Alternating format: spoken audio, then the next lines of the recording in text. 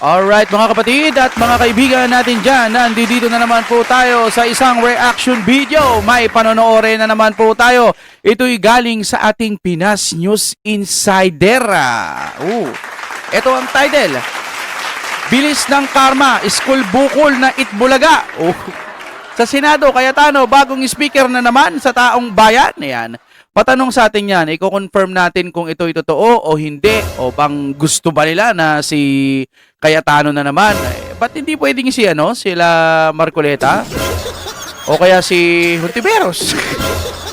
Ito na, mga kapatid, panoorin na natin ng sabay-sabay Pinas News Insider na sa description yan. At dito muna tayo munting paalala bago magsimula. Kung gusto nyo naman ng mura na at mabilis na internet, nandito na ang fiber ni Juan. Yeah. Maaasahan, kaya tawag na. Baka meron na sa inyong lugar ang fiber ni Juan. Alright, i-play na po natin anong meron dito. Nakikita nyo ba yan?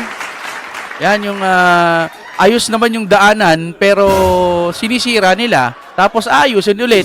Gunggong no? Sa lahat ng gumagawa ng ganyan, ipaliwanag nyo sa amin kung bakit. Nung medyo bata-bata pa po tayo, sabi ng ganun kasi nga daw may gagawin daw yung sa ilalim daw kasi may mga tubo ng tubig, mga ganyan, bla bla bla.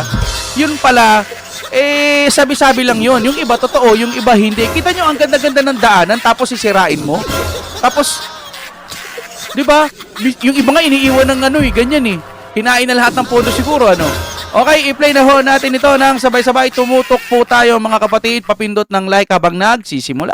Ito ang balita ngayon. Trending at pinag-uusapan ngayon sa mundo ng social media. Ang di umano'y balitang Senator Bato de la Rosa tila sumabog na sa galit at harapang binulgarang Senado sa pamumuno ni Senate President Tito Soto na umamin mismo sa pagsunod di umano ng Senado sa kagustuhan ni Speaker Martin Romualdez na ayon sa ilan nating mga kababayan tila lumalabas daw ngayon na ang Senado sa ilalim ng liderato ni Itbulaga Tito Soto ay tila sunod-sunura na lang umano sa kung ano ang gusto ni Speaker Martin Romualdez. Kaya Nako.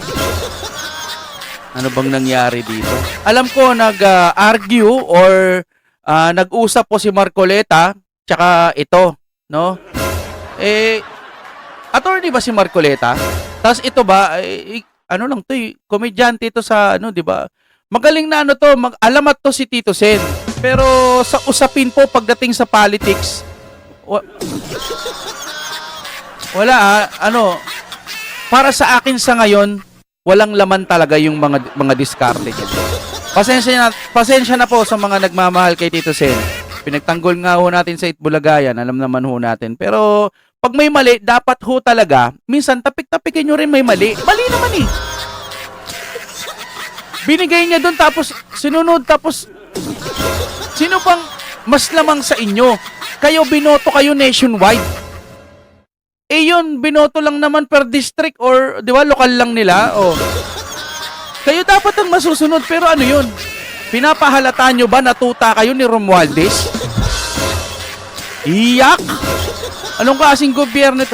Alam nyo kasi pag ayaw nyo talaga kay BP Sara o ayaw nyo sa mga Duterte, sarado ang utak ninyo. Ganun yun. Walang ibang lalabas sa bibig ninyo, kundi puro hate. Ayaw nyo kay BP Sara, ganun. Nitong may mga magrarally, mga kapatid, anong meron sa kanila ngayon? Maiba lang muna, saglit lang to napaka-importante nito sige, magrarally, ganito. Tapos merong iba doon, sabi, wag daw sasali yung mga Duterte, DDS, etc. Tangina naman, tanggalin muna natin yung kulay, mga sir, mga ma'am. Magkaisa muna. Kung gusto nyo tanggalin talaga yung mga tiwali, hayaan yung mga tao, magsama-sama tayo, wala munang kulay. Ang ginagawa nyo, nagkukulay kayo. Ang daming mga binanggit na mga congressman, tapos yung mga nilalatag ninyo, BP Sara na naman, Duterte na naman may kasalanan. Alam nyo, real talk lang po mga kapatid, mababaliwala po yung rally na gagawin ninyo kung hindi kayo mag-merge lahat.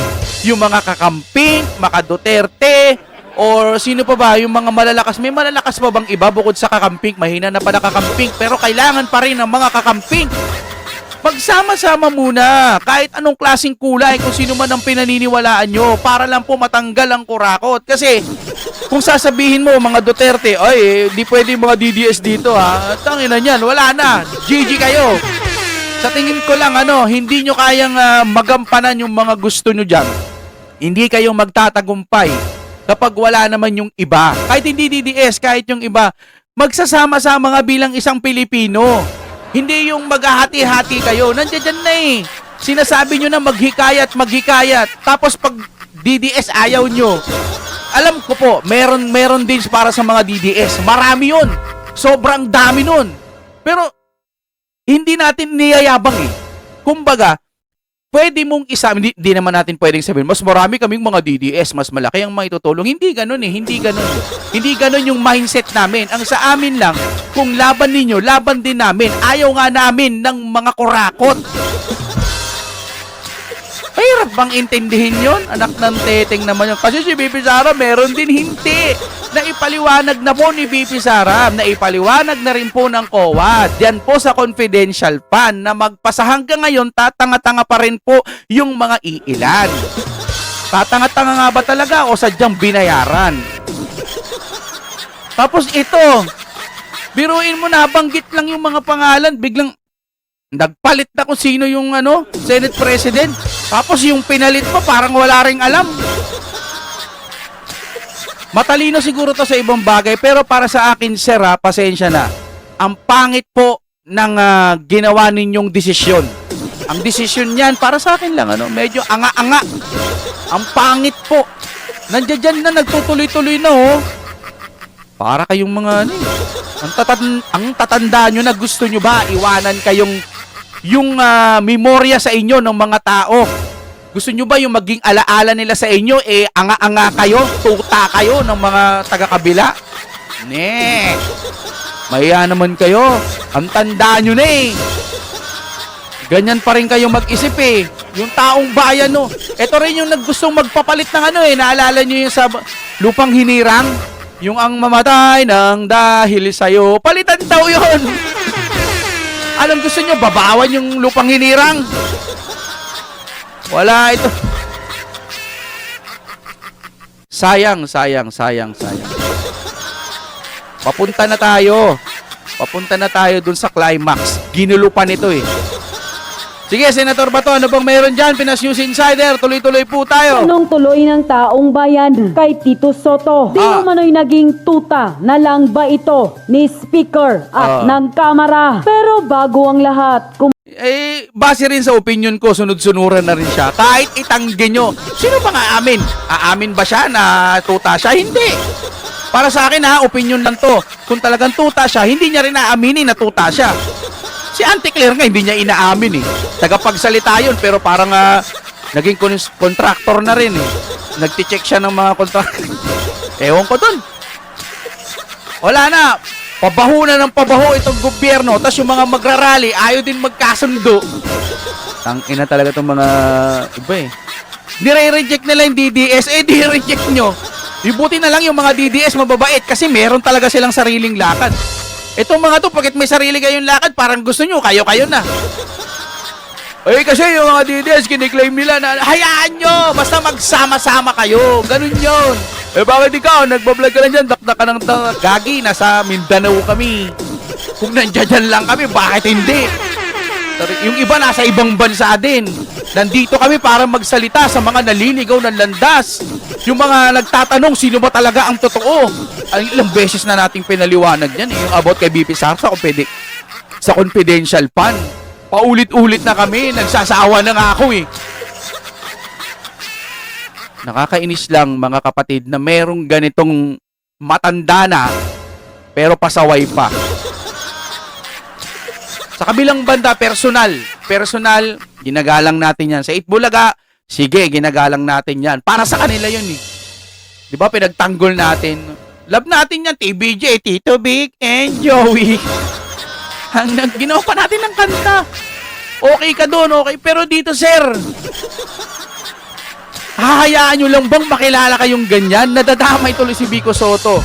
Kasi si Vico Soto, para may issue na rin tuloy. Buta, kala ko, okay na. Ay! Diyos mio, Marimar. Hatiin na lang kaya natin ng Pilipinas, sir. No, mga sir. Yung iba ayaw, syempre, di ba? Oo naman. Mahal natin ang buong Pilipinas. Pero, kung titignan nyo, no, sabi ko nga sa isang vlog din, ganun din, hatiin na lang kaya natin, no? Yung buong Luzon sa inyo na, putik niyan, sama-sama kayo. Visayas, tsaka Mindanao. O, lahat ng may ayaw sa Duterte, pumunta kayo sa Luzon. Lahat ng mga may gusto. Yung mga taga Luzon, gusto nyo Duterte? O, sige, pasok kayo dito sa Visayas o kaya Mindanao. Tapos, laanan na lang ng budget para dito kayo makapagsimula at makapagtrabaho at mabigyan ng kabuhayan, no? Ganun na lang. Magkaroon tayo ng North tsaka South. Pangit, no? Pangit tignan. Pero kung yun ang ikakabuti, bakit hindi? Kita mo naman yung North Korean tsaka South Korean, di ba? Oh, yung North Korean, naiwan na sila sa panahon, yung mga, anong tawag dito? Basta naiwan na sila ng panahon. Pero itong South Korea, kita nyo naman, di ba? Oh, ganito na lang kaya din sa Pilipinas. No? Iwanan na natin yung mga taga Luzon. Yung mga may gusto sa administrasyon na yon, tapos lahat na nagmamahal sa Duterte at mga naniniwala, dito tayo sa Visayas at Mindanao. Yari kayo kapag iniwan nyo ang Luzon. Ayon nga sa search ko 55 o 60% ba yon? Correct me if I'm wrong. Ng mga resources nang gagaling sa Visayas tsaka sa Mindanao, papuntang Luzon. Oh. Pag kayo, di sarili ninyo na lang kaya yan. Yung basta yung mga nagmamahal sa tama, dito na lang po kayo sa amin. Dito payapa, may bahaman. Humuhupa agad. Actually, dito sa lugar namin, talagang bihira yung baha Umulan man, okay lang sarap pa matulog. No? Dyan, gusto nyo, ganyan na lang yung lugar natin, dyan? Metro Manila, tsaka sa mga taga Luzon, ganyan-ganyan na lang gusto nyo. Palibasa kasi itong mga mga mayayaman. Mga mayayaman, natutulog sa mga masasarap na bahay, yung mga kababayan natin. Biray mo, flood control? Sisi nyo, Duterte? Pogo, Duterte? Lahat na lang Duterte? Baka pati sa Mars.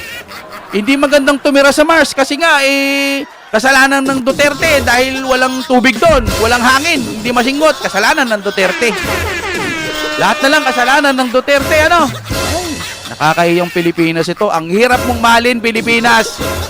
Puro kurakot. Dito pa nga lang sa picture natin, Nakikita nyo yung picture na yan, Tingnan nyo, ayos naman yung daan pero ginagawa. Meron pa rin ngayon hanggang ganyan, di ba? Tuloy muna natin mga kapatid, dire-diretso. Bago ka pa lamang sa aming channel, Simula pa lang, dami ko nang sinabi. Masakit kasi sa damdamin. please huwag kalimutang mag-like, subscribe at i-click ang notification bell para mas maging updated ka pa lalo sa lahat pa ng bagong video na i-upload namin. Alright. At ito na nga mga kababayan, Senator Bato kumontra sa pagsunod ng Senado sa gusto ni Romualdez. Kwinestyon ni Senator Ronald Bato de la Rosa ang naging desisyon na ilipat si dating DPWH Engineer Brice Hernandez sa PNP Custodial Facility sa halip na manatili ito sa Senado. Matatanda ang ipinasight in contempt si Hernandez matapos umanong magsinungaling sa pagdinig kaugnay ng anomalya sa flood control project. Ayon kay De La Rosa, hindi dapat sundin ng Senado ang kagustuhan ni Speaker Martin Romualdez at ng Kamara. I quote, ang dahilan kung bakit hiningi ng Speaker na huwag sa Senado ikulong si Brice Hernandez ay dahil sa takot na maimpluwensyahan siya ng sinumang miyembro ng Senado. Sila mismo ay takot sa kanilang ginagawa, hindi gawain ng Senado ang mang-impluwensya ng resource person. Gawain yan ng House of Representatives. Unquote. Narito ang full video kung saan umani ng samot-saring reaksyon sa mundo ng social media. Sabay-sabay nating panuuri ng full video. Alam mo, ngayon nga, ladies and gentlemen, Ito na. Sa- Bago to magsimula, ulitin ko ulit. Mababaliwala ang rally ng malakihan sa September 21 ba o September 23? September 21. Yan. Mababaliwala ang lahat ng yan kung hindi magkakaisa lahat ng kulay. Maniwala kayo sa akin. Pero base pa rin to sa opinion ko. Mababaliwala ang lahat ng kulay na yan. Ay, kulay. Mababaliwala kapag hindi magkakaisa. Kailangan makita nating magkaisa. No? Tanggalin nyo muna po please yung ayaw nyo sa DDS, ayaw nyo sa kakamping, ayaw nyo kay ganire, ayaw nyo kay ganito. Basta hiwalay kami, dito kami. Kami rin, hiwalay dito. Walang mangyayari. No? Baka mag-away-away pa yung mga nagrarally. Huwag naman po sana. pakiusap po, no? Bilang Pilipino, ayusin nyo naman, wag ganun. social media, nagulat ako Kasi rati, Balik tayo. nagagalit yung iba sa akin pag sinasabi kong si Cayetano. Di ba? Totoo. Marami nagagalit sa akin nun eh. O sasabihin nila, lalong-lalo na yung propaganda nung luka-luka. Naalala nyo?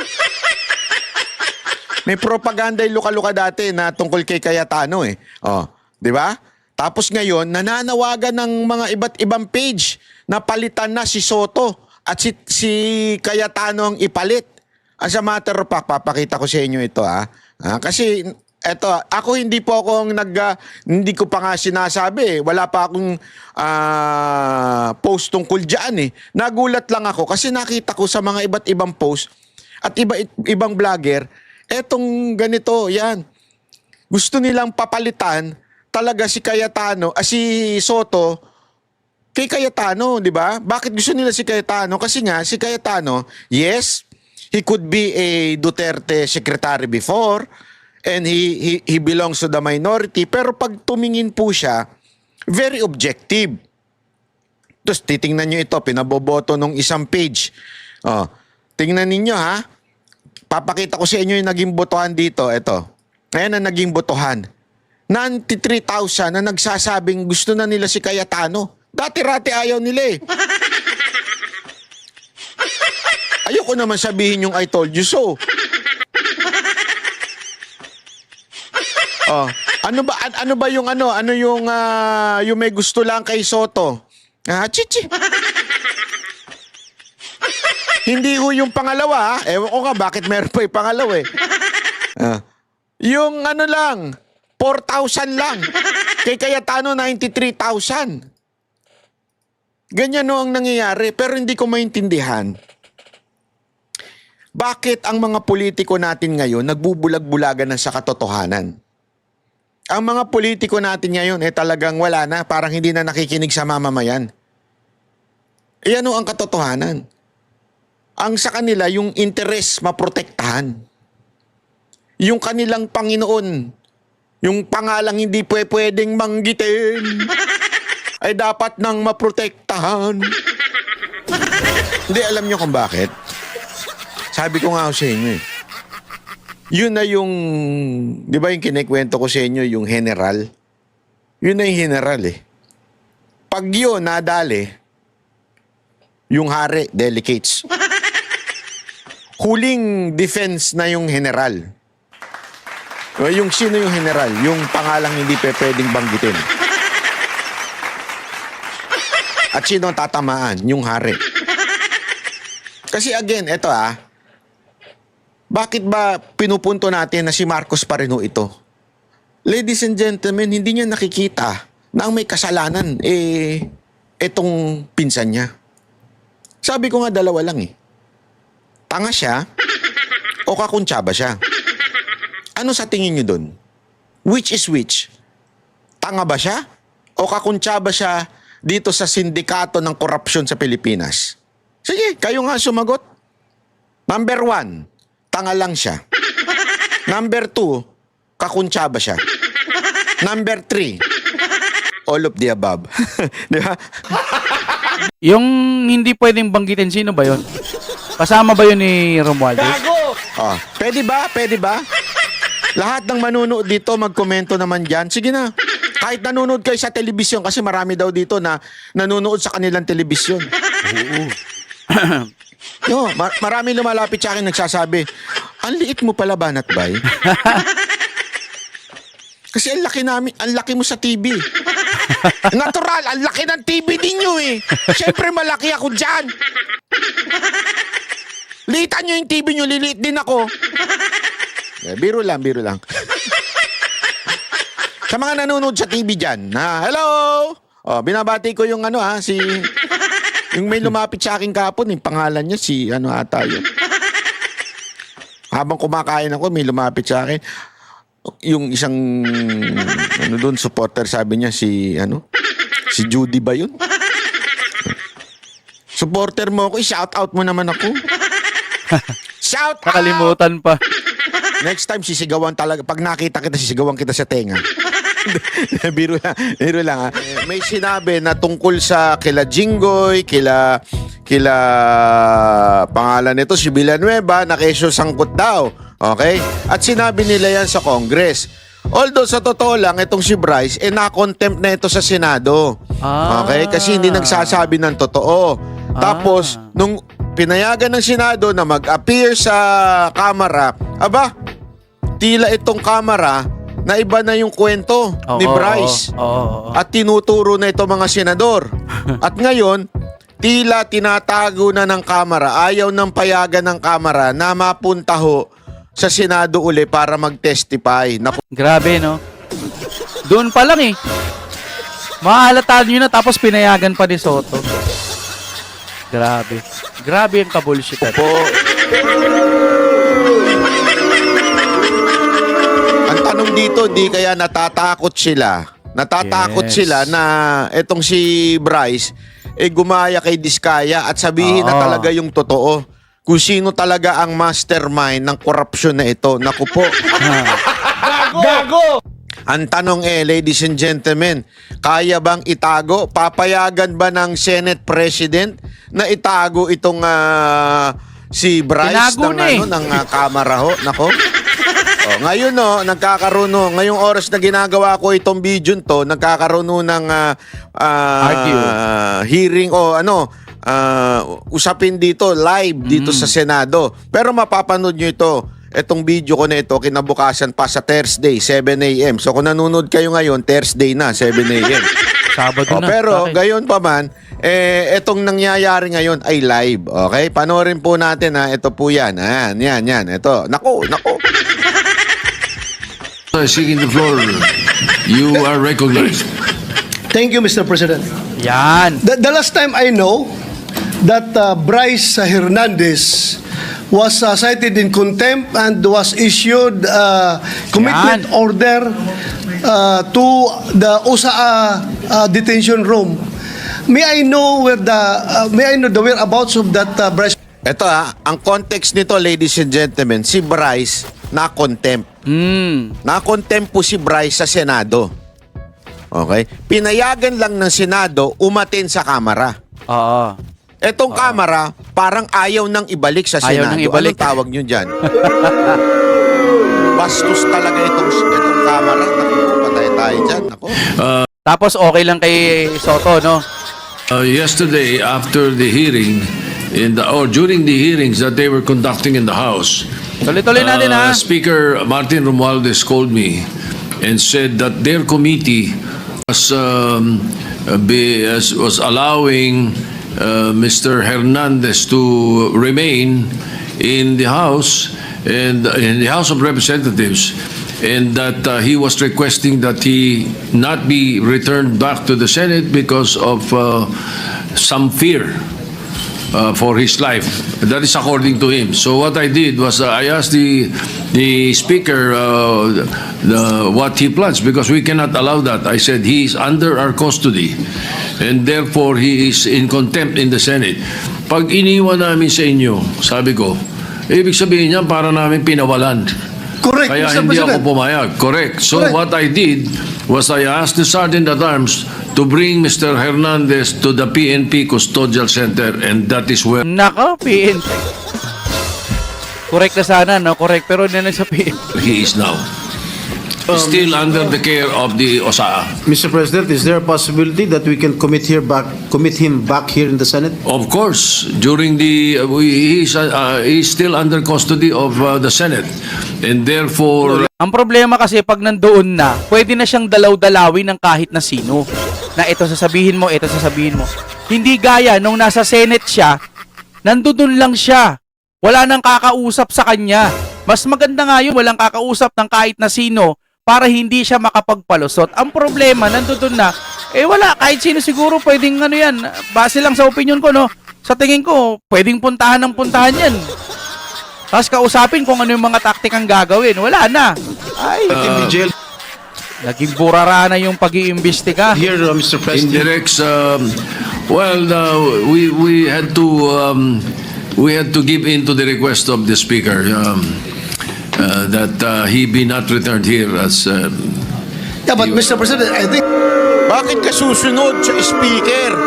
Kaya nga eh. Bakit? Equal branch lang kayo ah. Why do you have to hit with the... Oo. Ladies and gentlemen Yun nga eh. malinaw po. Si speaker ang nagmamaniubra. Oo. Kasi tinatanong ni Jinggoy, bakit doon sa PNP custodial if Oo. totoo yung sinasabi ni Senate President Soto na under pa rin niya ng Senado? Oo. O edi sana, ibalik nyo sa Binalik. Senado. Oo. Ang sabi ni Soto, hindi, we have to heed with the request of the speaker. Bakit? Anong meron?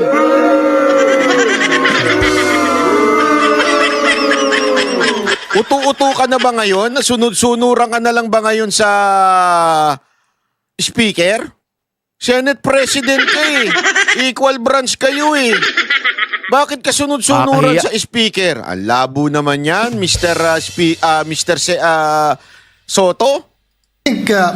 as we speak, the jurisdiction of the person of Bryce Hernandez belongs to the Senate. Yes, and that's why we can call him here anytime we need him. We have a very sad experience, Mr. President. Because if the reason why the Speaker requested for Bryce Hernandez to be detained not in the Senate because for fear of being influenced by anybody or any member of the Senate. Alam mo, Mr. President, Colonel Grijaldo nag-testify dito sa ating committee about the wrongdoings of the members of the Quadcom. Ayun. Nagsumbong siya dito, Mr. Ayun. President. And after he read his statement, sabi niya sa amin, Sir, can I be protected by the Senate? Dahil alam kong pinag-initan ako ngayon ng House. Ah. So, I share the information to the committee and even to the leadership of the Senate. But the following day, or the days after, he was required to appear before the Quadcom and he was cited in contempt. Oo. Nang siya ay na-contempt, kinulong siya doon. At nang kinulong siya doon, look, what happened? Binubombard siya doon, pinupuntahan siya doon at sinasabihan na huwag yung gusto namin na mangyari, gawin mo na para makalabas ka na dito sa kulungan. Ah, oo. Hindi nag-give in si Colonel Grijaldo. Parang sige, kung gusto mong makawala dito sa contempt, doon sa Grijaldo na yon, kung gusto mong makawala dito sa contempt, ibahin mo na, bla bla bla bla, baligtarin mo na. Kung ayaw mo, diyan ka lang sa kulungan. Parang ganon. Bina-blackmail nila. Kinulong siya hanggang natapos ang 19th Blackmail time, ano ba yun? Congress. So, Mr. President, sila ay takot sa kanilang ginagawa mismo. Yan, Oo. grabe. Hindi po yung gagawain ng Senado na mag-impluensya ng spokesperson. Sunto ka lang. Hindi, alam mo kung bakit may nitulo nito? Tama eh. Ginawa nila na nga dati yun eh. Di ba? Ayan na nga, kay Grijaldo. Pero para sa akin, gago din yung mga bumoto dyan para maging Senate President ha. Opinion lang. Alam nyo ng ganyan yan, makakagulo lang, binoto nyo pa. Dun sa bilyar, grabe din no? Wala kayong mga utang na loob. Pinayagan niyang lumipat sa kabila para tas kinulong. Di ba? Ngayon, eto na naman kayo. Uto-uto. Kaya Wala kang kwenta, Soto. Never pa nangyari yan na mayroong pumunta doon sa baba, tinakot yung nakakulong contempt, cited in contempt na resource person. Gawain nila yan sa House of Representatives. Nako. Ginawa nila kay Colonel Grijaldo. Kaya huwag tayong basta-basta bumigay sa kanila dahil we should be independent Tama. from them, Mr. President. Hindi natin sila dapat sundin kung anong kagustuhan nila. We have to stand on our own. Thank you, Tama. Mr. President. Para natin maunawaan kung sino ba itong grupo nila Bryce. Ito. Okay, play. Bago na namang pasabog si Senator Ping Lacson, kabilang dyan ang halos 1 bilyong na ipatalo daw sa kasino ng mga grabe. binansagang BGC Boys o Bulacan Group of Contractors. Pati ang anak ni dating DPWH Secretary Manuel Bunoan, iniuugnay. Naritong Grabe. muli ang aking Ayan. report. Parang nakinikinita ko na, Mr. President, na nagtatawanan pa ang mga matatalinong gagong matching na ito habang nagbibiyahe papuntang kasino, dala ang kwartang kinulimbat habang naglilimas ng tubig baha papalabas ng kanilang mga bahay Grabe. ang mga pobreng taga Bulacan. Garapal, walang hiya, walang konsensya. Yan ang matindi 1 billion ang pinatalo sa kasino. Grabe, no? Alam nyo, totoo naman, di ba? Sinabi naman dyan, no? Bakit ganun? Bakit nakakawala itong mga to? Bakit nandiyan dyan pa rin yung mga yan? Ang hirap-hirap pakiusapan na hulihin. Bakit ang hirap-hirap? Lagi ko nga sinasabi, buti pa yung mga magnanakaw ng yung mga nagtitinda ng gulay sa palengke. Grabe yung mga yon, kawawa naman. Oo, may kasalanan sila, pero bakit ang dali? Pero itong mga bilyon-bilyon, putangin, ang hirap niyong ipakulong. Kadiring Pilipinas to. Ang hirap mahalin ng Pilipinas, ang hirap maging proud bilang isang Pilipino kung ganito. Kung sinabi mong proud ka sa Pilipinas, yung mga matitino, pero pag ganito, putik niyan. Ang bullshit. Wala, nakakahiya ang Pilipinas, kaya yung iba nag-a-abroad eh. Dahil dito pa lang, walang kwenta ang Pilipinas eh.